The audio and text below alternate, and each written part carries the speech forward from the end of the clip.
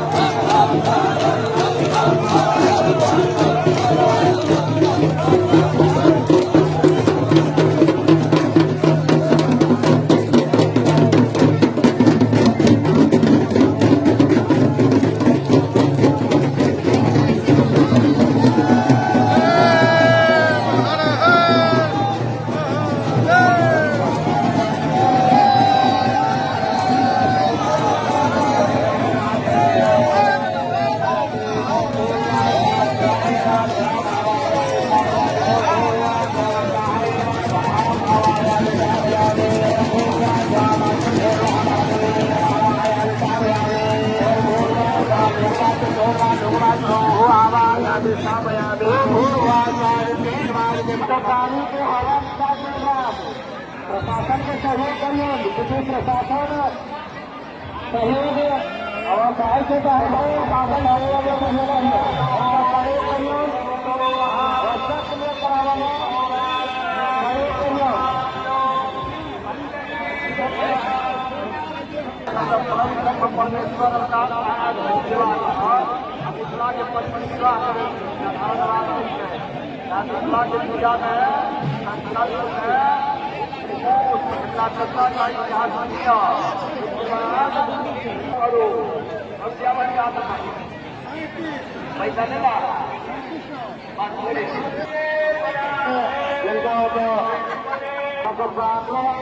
अगर महावीर